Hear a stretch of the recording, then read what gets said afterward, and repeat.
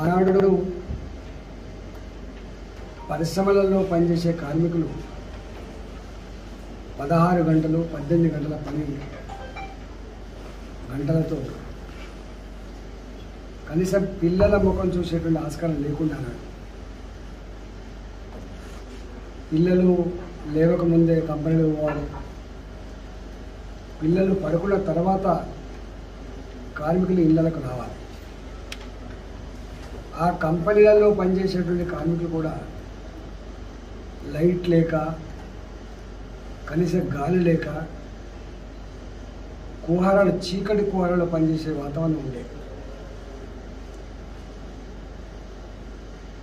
ప్రజానీకానికి సంపద సృష్టిస్తున్నప్పటికీ ఆ సంపద సృష్టించే కార్మికులు మాత్రం చీకటి బతుకులు బతికేటువంటి కాలంలో మొట్టమొదటగా కార్మిక వర్గం పని గంటలు తగ్గించాలి, కార్మికులకు స్వేచ్ఛా వాతావరణంలో పనిచేయించే భాగ్యం కలిగించాలని చెప్పి ఉద్యమం చేస్తే చికాగోలో తూటాలు పేలి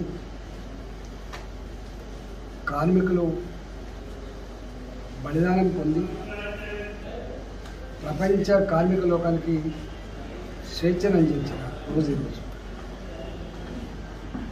ఇవాళ ప్రపంచవ్యాప్తంగా కార్మిక సంఘాలు, కార్మిక ఉద్యమాలు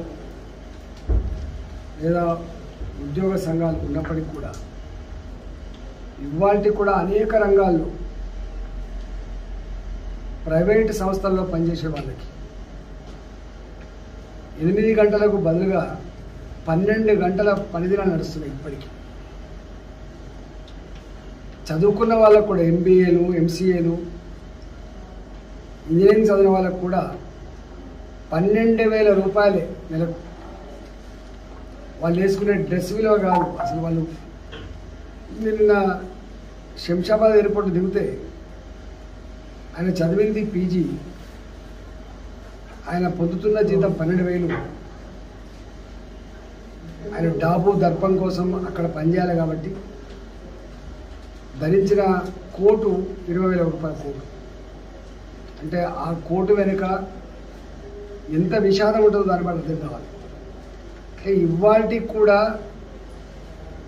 చదువుకున్న పిల్లలు ప్రైవేటు కంపెనీలలో, ప్రైవేటు సంస్థల్లో పనిచేస్తున్నప్పుడు వాళ్ళ మెడలో ఐడెంటిటీ కార్డు వేలాడినా, వాళ్లకు బ్రహ్మాండమైన డ్రెస్ కోడ్ ఉన్నప్పటికీ కూడా జీవితాలు మాత్రం చాలా దుర్భరంగా ఉంటుంది. హైదరాబాద్ లాంటి నగరంలో కుటుంబాలు దేవుడెరుగు. ఒక వ్యక్తి బతకాలంటే ఒక 5,000 రూపాయలు ఇల్లు కిరాయి కట్టాలి, షేరింగ్లో. అది కూడా బస్ కిరాయిలు పోతాయి. అంటే పెళ్లి చేసుకుంటే కుటుంబాన్ని కూడా పోషించేటువంటి పరిస్థితి లేదు వాళ్ళ యువతకి. ఇంకంత దుర్భరమైనటువంటి జీవితాలు ఇవాళకి కూడా ప్రైవేట్ సెక్టార్లో రండి. గవర్నమెంట్ ఎంప్లాయ్మెంట్ 3% కూడా. ఈ ప్రైవేట్ సెక్టార్లో ఉంటుండే ఎంప్లాయ్మెంట్లో 97% ఇవాళ ఎక్కువ సంఖ్యలో శ్రమ దోపిడీకి గురవుతున్నారు. కనీసం కుటుంబాల్ని పోషించుకునేటువంటి స్థాయిలు లేరు. కనిపించిన అమ్మా నాన్నకైనా వైద్యపరమైన సమస్య వస్తే నయం చేసుకునే పరిస్థితి లేదు. కుటుంబ సభ్యులకు కూడా ఏమైనా ఆరోగ్యపరమైన సమస్య వస్తే తీర్చుకునే పరిస్థితి లేదు. పుట్టిన పిల్లలకి మంచి చదువు చదివించేటువంటి వాతావరణం లేదు. నేను ఈ సందర్భంగా, ఈ మేడే సందర్భంగా ఆనాడేమో కార్మిక వర్గం పేరిట నడిచింది. కార్మికులైనా, వైట్ కాలర్ ప్రైవేట్ ఎంప్లాయీస్ అయినా కూడా శ్రమదోపిడికి గురవుతున్నటువంటి ఈ రోజులలో కనీసం మినిమం వేజెస్ యాక్ట్ ఇవాళ మనీ వాల్యూ డివాల్వ్ అయ్యి ఇవాళ స్టాండ్ ఆఫ్ లివింగ్ పెరిగిన ఈ సందర్భంలో అస్తవ్యస్తమైన జీవితాలు గడుపుతున్నటువంటి వాళ్ళందరికీ కూడా ఈ సందర్భంగా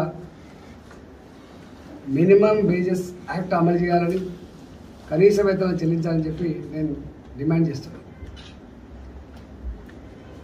రెండవ సమస్య, రైతుల సమస్య. నిన్న కాక మొన్న ఈ దేశంలోనే ప్రాజెక్టులు కట్టబడి పంట పొలాలకు నీళ్ళు అందిస్తుందని చెప్పి అందరూ మాట్లాడుతున్నారు. దాసరథి గారు తన పద్యంలో రాసినట్టుగా 1 కోటి ఎకరాల మాగానని చెప్పి ఈ రాష్ట్ర ముఖ్యమంత్రి గారు కూడా చెప్పారు. లక్షల కోట్ల రూపాయల డబ్బు ఖర్చు పెట్టి అపర భగీరథుల్లాగా తెలంగాణ ఎండిపోయిన పంట పొలాలకు నీళ్ళు అందిస్తున్నటువంటి ముఖ్యమంత్రిని చెప్పుకున్నారు. ఈ రాష్ట్రంలో 1 కోటి ఎకరాల దేవుడెరువు, పాత ఆయకట్టు, ఇలా ఎస్ఆర్ఎస్పి కింద పాత ఆయకట్టు 14,40,000 ఎకరాలకు పూర్తి స్థాయిలో నీళ్ళు అందొచ్చు కాలుష్యం లింక్ అయిన తర్వాత. మహబూబ్ నగర్లో ఆనాటి ప్రభుత్వాలు మొదలుపెట్టినటువంటి కల్వకుర్తి, నెట్టెంపాడు, భీమా, కోయిల్ సాగర్ లాంటి ప్రాజెక్టుల ద్వారా కాలువలు లేకపోయినప్పటికీ కూడా చెరువులు నింపుకుంటే బాయిలల్లా బోర్లల్లో కొంత నీళ్లు ఛార్జ్ అయితే వరుణుడు కరుణించి ప్రకృతి సహకరించి కొంత వర్షాలు పడి బోర్లల్లో బావులలో నీళ్లు ఛార్జ్ అయ్యి పంటలు వేసుకుందామని చెప్పి రైతులు సాధించిన రాష్ట్రం, సాధించిన ముఖ్యమంత్రి కేసీఆర్. బిక్కుబిక్కుమంటూ చేసేది లేక చివరికి రైతాంగం అంతా కూడా వారి భాషల్లో చెప్పాలంటే 20 లక్షల ఎకరాల పంటలు వేయలేదు రైతులు నేను చెప్పడం వల్ల అని చెప్పింది.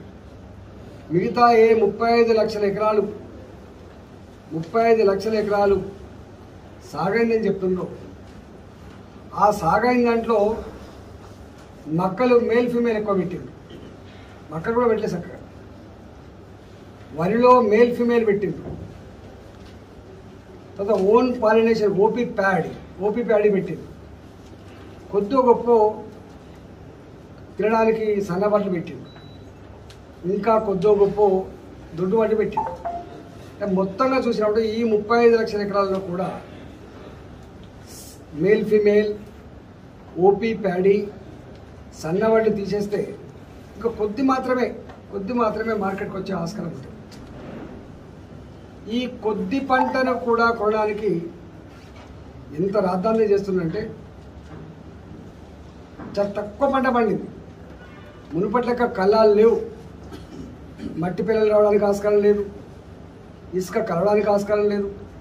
డైరెక్ట్గా పొలం నుంచి వెళ్ళి మిషన్ ద్వారా కట్ అయి డైరెక్ట్గా ఐకేపీ సెంటర్లో పోసుకొని ఐకేపీ సెంటర్లలో మంచిగా ఎండబెట్టుకొని వాళ్ళకు ఎంత మాయిచర్ కావాలో అంత మాయిచర్ వచ్చినాకనే అది కాంట పెట్టుకునే సాంప్రదాయం ఉంటే గింటో అరకిలో కిలో తాళెళ్ళే ఆస్కారం ఉంటుంది తప్ప వేరే మార్గాలు. అది కూడా మిషన్లు ఖరాబ్ అయినవి ఉంటే. కానీ ఇవాళ 40 కిలోల బస్తా వడ్లకి 600 గ్రాములు గన్ని బ్యాగ్ వాళ్ళతో 40.6 కిలోల జోక్కోవాలి. బాజాప్తా ఐకేపీ సెంటర్లనే తాళుందని ఇట్లా అయితేనే మీరు జోక్కుంటామని చెప్పి వాళ్ళని వేధిస్తే 42 కిలోలు 43 కిలోలు పెడుతున్నారు. 40 కిలోల బస్తకి 42 కిలోలు 43 కిలోలు పెడుతున్నారు. అంటే దాదాపు 40 కిలోల బస్తా మీద ఒక 2 కిలోలు 2.5 కిలోలు ఎక్కువ చొప్పుకుంటే దాదాపుగా క్వింటల్ పేరిట 5 నుంచి 6 కిలోలు ఎక్స్ట్రా పోతుంది. అంటే క్వింటల్ వెనుక ఒక రైతు లాస్ అయ్యేటువంటి నష్టం 100 రూపాయలు. ఆల్మోస్ట్ 1960 1920 రూపాయలు ఉంటే 100 రూపాయలు తక్కువతోటి ఇలా వడ్లు కొంటున్న మాట వాస్తవం. ఒకవైపు ప్రభుత్వం ఏమో 40 కిలోల 600 మాత్రమే పెట్టాలని చెప్పి వాళ్ళు హుకుం జారీ చేస్తే ఇక్కడ మాత్రం ప్రాక్టికల్గా జరిగేది 42 కిలోలు 43 కిలోలే పోతుంది. నేను ఒకటే సూటి అడుగుతున్న ప్రభుత్వాన్ని, మీరు మాటలు మాట్లాడడం కాదు, గ్రౌండ్లో ఏం జరుగుతుందో ఒకసారి చూడమని చెప్పి కోరుతున్నాను. రెండవది అతి బాధాకరమైనది ఏంటంటే ఈ సెంటర్లలో కూడా ఇప్పటికీ సరిగ్గా మొదలు కాకపోవడం వల్ల 200 300 తక్కువతోటి వాళ్ళు అమ్ముకుంటున్నారు. రైస్ మిల్లర్లు ప్రైవేట్లో వడ్లు కొనుక్కొని ఇవాళ దీన్నే ఎఫ్సీఐకి పెట్టేటువంటి ఆస్కారం ఉంటుంది. కాబట్టి దీని మీద అంటే పండిందే తక్కువ, మార్కెట్కి వచ్చేది మరింత తక్కువ. దాంట్లో కూడా ఇవాళ ఐకేపీ సెంటర్లు సకాలం తెరవకపోవడం వల్ల, సకాలంలో కాంటాలు పెట్టుకోకపోవడం వల్ల రైతులు ప్రైవేట్లో అమ్ముకునేటువంటి పరిస్థితి వచ్చింది. దాని ద్వారా దాదాపు ఎకరానికి 5,000 పైచీలకు నష్టపోయేటువంటి ఆస్కారం ఉంది రైతు. ఇలా 20 క్వింటాలు కనుక వడ్లు వెళ్తే 300 కనుక నష్టపోతే 6,000 రూపాయలు పోతాయి. రైతు బంధు 5,000 ఒక చేతిలో ఇచ్చి ఇవాళ రైతు దోపిడీ గురి అయితే 5,000 నుంచి 6,000 రూపాయలు నష్టపోతున్నారు. దీని మీద ఇవాళ ఇది ప్రగతి భవన్లో కూర్చున్న నాకు అర్థం కాకపోవచ్చు, కానీ ఫీల్డ్ మీద రైతాంగంతో కలిసి వాస్తవాలు చూసినప్పుడు మాత్రమే కనబడతాయి. కాబట్టి దీని మీద వెంటనే ప్రభుత్వం స్పందించి రైతాంగాన్ని దోపిడీ నుంచి విముక్తి చేయాలని, దోపిడీని అరికట్టాలని చెప్పి మేము డిమాండ్ చేస్తున్నాం. మూడవది, ఇలా మొక్కజొన్నలు అయితే అసలు ఏనే లేదు. కరీంనగర్ జిల్లా, వరంగల్ జిల్లా అయితే మొక్కజొన్నలు మంచి బ్రహ్మాండంగా పంట పడుతుంది. ఇలా లేక ఇలా ఉల్టా దాని మీద డిపెండెంట్ ఇండస్ట్రీ కూడా కొలాప్స్ అయిపోయింది పోటీ. మూడవ అంశం ఏంటంటే మిషన్ భగీరథ. ముఖ్యమంత్రి గారు అన్నారు భారతదేశంలోనే ఇంత గొప్పగా అమలు చేయబడ్డ స్కీమ్. ఇవాళ బిస్లరీ వాటర్ ఎట్లా ఉంటాయో అంత గొప్ప నీళ్ళు తాగుతున్నాయి మా పల్లెలలో, గిరిజన గూడాలలో, చెంచు పెంటలలో, లంబాడ తండలలో చెప్తున్నారు. మళ్ళీ చాలా గ్రామాల్లో, వేలాది గ్రామాలలో మళ్ళా పాత బావిల నీళ్ళు, పాత బోర్ల నీళ్ళే తాగుతున్నారు తప్ప ఈ నీళ్లు వస్తలేవు. ఒకసారి ట్రంక్ లైన్ కనుక డిస్టర్బ్ అయితే 10 రోజులు 15 రోజులు నీళ్ళు ఆగిపోతున్నాయి. ఇవాళ ఎండాకాలంలో చాలా, ఇవాళ మైదాన ప్రాంతాల్లో ఉన్నటువంటి పెద్ద పెద్ద గ్రామాలకు కూడా నీళ్ళు లేక ఇబ్బంది పడుతున్నారు. ఇవాళ మిషన్ భగీరథ 40,000 కోట్ల రూపాయలు పెట్టి గ్రామానికి మొత్తం భూమి చుట్టూ ఎంత ఉంటుందో గంతకంటే ఎక్కువ పైప్ లైన్ వేసామని చెప్పేటువంటి ఈ రాష్ట్రంలో ఈ ఎండాకాలంలో దాని యొక్క అసలు ఎంత నీళ్ళు అందించగలదో, దాంతో ఎంత తృప్తి పడుతుందో ఇవాళ అర్థమవుతుంది. నాకు తెలిసి 90% గ్రామాలలో పాత బావుల నీళ్లు, పాత బోర్ల నీళ్లు కలవకుండా ట్యాంకులలో కేవలం మిషన్ భగీరథ నీళ్లు తాగిన ఊర్లు ఏవి లేవు. పట్టణాలలో ఉండొచ్చు కానీ ఎక్కడ మాత్రం లేవు. ఇవాళ ఇది ఈ రాష్ట్రంలో దుస్థితి. అనేక కథనాలు ఇవాళ వస్తూ ఉన్నాయి. అంటే మాటలు మాత్రం చాలా గొప్పగా ఉంటాయి, అదరగొట్టేదిగా ఉంటాయి, కానీ చేతల్లో మాత్రం లేదనడానికి మిషన్ భగీరథ ఒక సజీవ సాక్ష్యం. హాయ్ ఫ్రెండ్స్, మా టుడే టుమారో యూట్యూబ్ ఛానల్ చూస్తున్నందుకు చాలా థ్యాంక్స్. మరిన్ని లేటెస్ట్ వీడియోస్ కోసం వెంటనే సబ్స్క్రైబ్ చేయండి. అలాగే ఈ బెల్ ని కూడా రింగ్ చేసేయండి. మా నోటిఫికేషన్స్ అన్ని మీ మొబైల్లో వస్తాయి.